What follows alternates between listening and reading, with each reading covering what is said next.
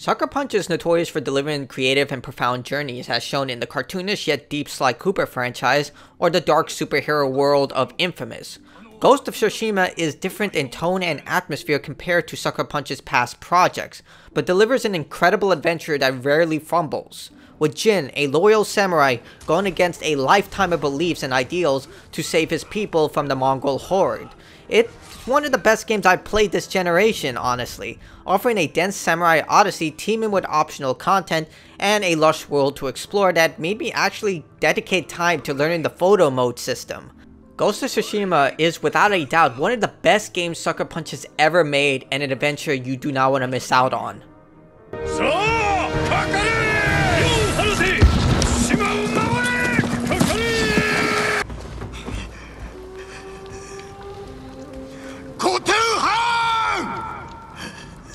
Ghost of Tsushima takes place during the 13th century in Japan. The Mongols have invaded the island of Tsushima and are led by the dangerous man named Kulton Khan. This Mongol general makes his intentions known within the prologue. He has no desires to negotiate and will take Japan by any means. In addition, Kulton has studied Japanese history, mastering their language, culture, and samurai code. Everything he knows about Japan is put into effect as he attempts to encourage the populace to join the Mongols or suffer the consequences. Jin Sakai leads the charge against the Mongols after the first failed battle. His people are suffering from the calamities of war, with bandits taking advantage of the disorder and people suffering all around. When we meet Jin, he's dedicated to the samurai code, always willing to face his opponents head-on despite the concerns of his first real ally, Yuna. As the adventure continues, Jin's ideals are shifted as he sacrifices everything he held sacred for the people's safety. Yuna plays a massive role in Jin's change, showcasing that his outdated ways will not save his people and how he must adapt new techniques against the Mongols.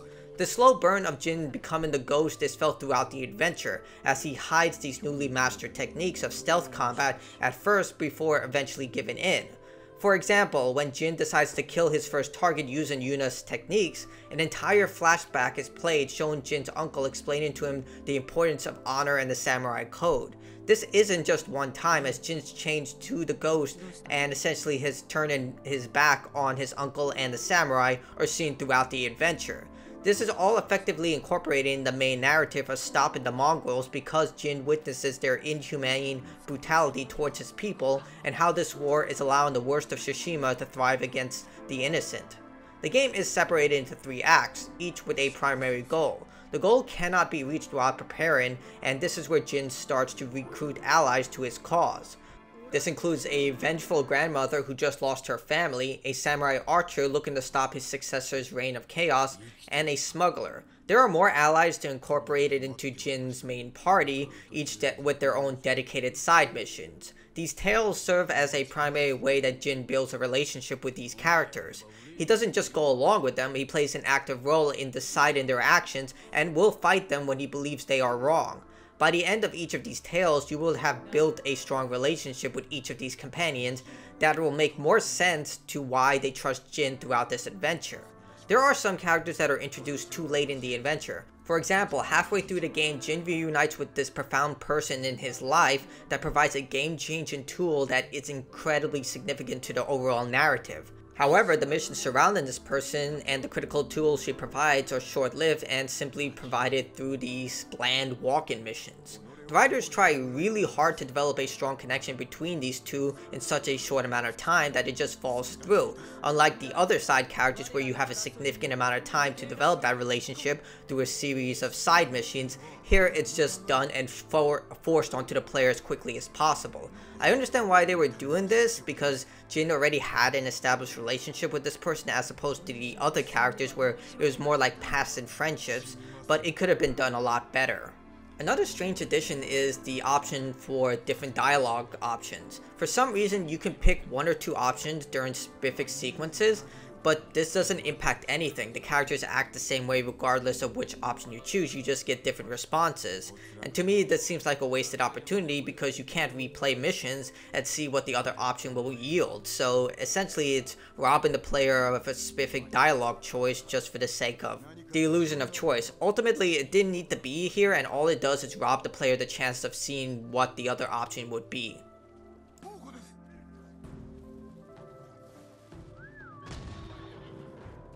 Ghost of Tsushima focuses on 4 major elements when it comes to gameplay: melee combat, sneak-in, platforming, and exploration. Each one is handled wonderfully, but some are better than others. Melee combat is the best example of the game's gameplay. You'll spend a lot of time fighting, and because of this, Sucker Punch has crafted an excellent combat system. Players will have to dodge, parry, while breaking the enemy's defenses in order to stagger them for devastating fatal attacks. You'll start off with Jin's family sword, but eventually you will get more tools. The sword has your basic heavy and light strikes, but eventually Jin gains access to stances.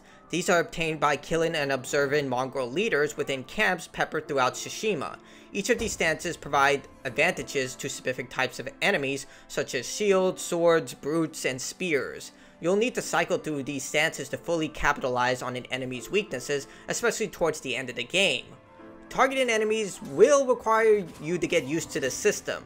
There is no lock-on, and instead you point Jin in the direction of the enemy and input one of the face buttons. This can be annoying when surrounded by more than 3 enemies, especially if there are multiple enemies in the same direction. I understand why they did this, because it allows you to block enemies from all directions, and Jin immediately faces the enemy you've just parried or blocked for quick counterattacks. You're not expected to target just one enemy, but be aware of every enemy in all directions, allowing you to parry and block from every direction. And if you just locked onto one enemy, it can be problematic, so I understand why they went this route. Jin won't have just melee attacks to take advantage of. He'll also gain access to bows. A short bow provides quick draws and easy kills, but lacks the ability to penetrate heavy armor. The long bow can't bypass heavy armor, but takes longer to draw. Each bow has distinct arrow types, such as fire arrows for the short bow and explosive arrows for the long bow. Sucker Punch put in a lot of effort into the technical aspects of the enemy design, as you can penetrate heavily armored targets by targeting the areas where the armor is not protecting. It's actually pretty cool, allowing you to pull off quick headshots if you're very accurate. Jin isn't just a samurai, he does become the ghost over the course of the adventure. Jin will take on more dishonorable weapons such as daggers, smoke bombs, and more that I cannot say for the sake of spoilers. As a samurai, Jin will call out his opponents to face him, which will trigger a showdown where Jin waits for his opponent to attack in a duel, and if you are precise enough, it will result in an instant kill, and if not, Jin will be fatally wounded. Resolve serves as Jin's special meter. This is a charged meter that can be used in a variety of ways as you progress, but the most notorious is by parrying and killing enemies to charge the meter. Resolve allows Jin to perform powerful abilities such as getting up after being fatally wounded or special attacks. It definitely is a get out of jail free card, but it offers incentive to take risks such as perfect parries or dodging to gain more resolve. As the ghost, Jin can sneak into enemy camps and instantly kill almost any target, the exception being leaders. Until later in the game you do get an ability that instantly kills leaders, and does result in a very cool animation where it causes fear among the surrounding Mongol horde. The sneaking elements of Ghost of Tsushima are questionable. It's not as refined as the melee combat in terms of AI challenge. You can easily exploit the enemies here by using the tall grass, luring the targets in, and killing them or breaking line of sight. This is optional, but usually the more ideal route, as it's quicker and more efficient to destroy camps. If you do get caught, it won't alert the entire camp, only the enemies within the vicinity, allowing Jin to return to stealth. And all of Jin's ghost tools can be used in active combat, so you're not limited to what items you can use. The only time you can truly dedicate yourself to the samurai code is during boss fights. These are epic one-on-one encounters testing your parrying, dodging, and overall skills. While the most common boss fights often recycle existing techniques from past fights, the unique boss encounters are not to be taken lightly. On hard difficulties, these bosses can drain Jin's health with one mistake. That being said, you cannot quickly reload checkpoints when killed and must wait for the enemy to perform their finishing blow, which can be frustrating when you just want to get right back into the action. Jin can increase his survivability by exploring the vast world of Tsushima for resources and new gear. Resources range from traditional materials to supplies that serve as the game's currency. You can trade these items to merchants for improvements to your equipment. Jin won't get access to new swords or bows, but you can upgrade your current items, and you can boost Jin's overall health by locating hot springs. Armor is a different story. There are many types of armor, all of which have a variety of cosmetic colors. You can alter Jin's armor at any time, even during combat. Each armor has a set of unique properties such as being harder to detect when in stealth, better melee damage, and so on. Each armor can be upgraded with better performance. As I stated, you can also cosmetically change these by gathering flowers and taking them to either merchants or dedicated dye professionals hidden throughout the world. You can further customize Jin's look with purely cosmetic hats and face masks.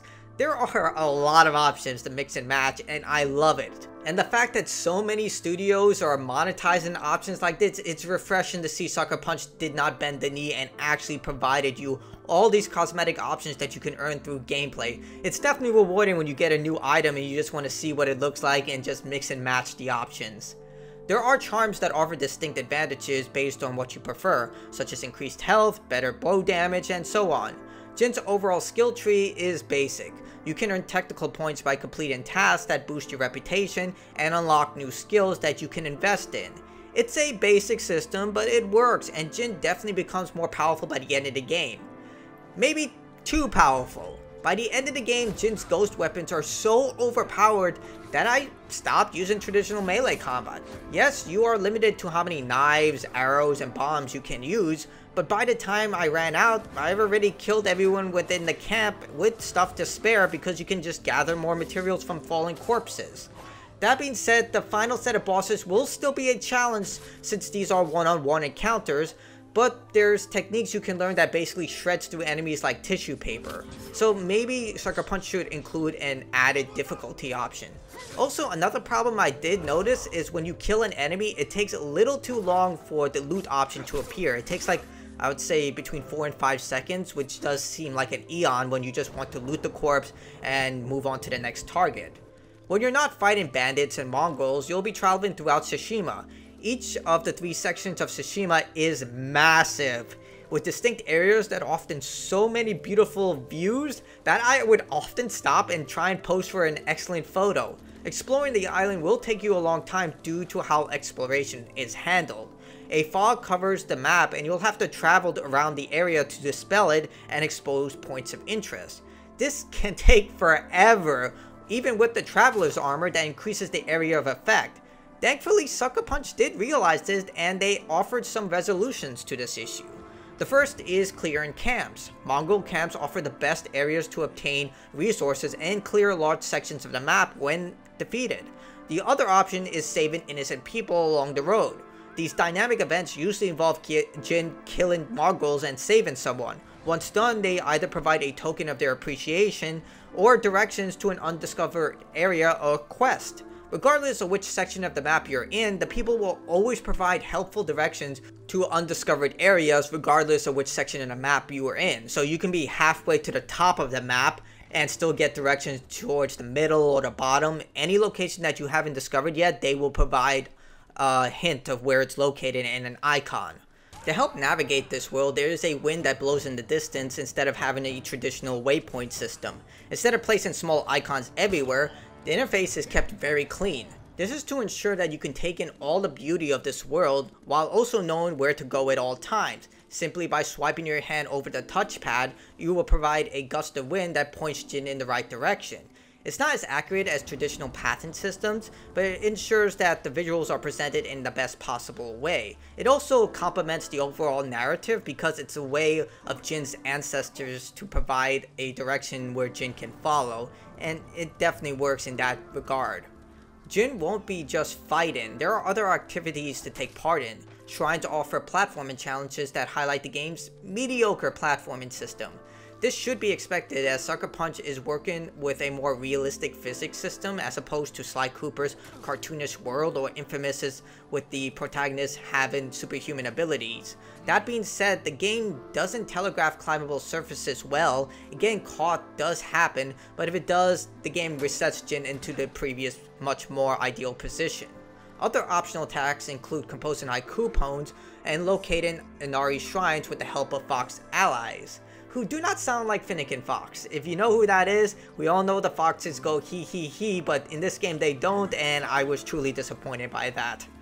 Your horse will play a huge part in your travels. The companion is smart and efficient, immediately coming to Jin whenever he is called. Surprisingly, the horse is also extremely mobile compared to other open world games. Sucker Punch made an incredible effort to ensure the horse can climb down small slopes while tumbling over, and overall it is the best horse control I have ever experienced in an open world game. Other titles should really take note of this.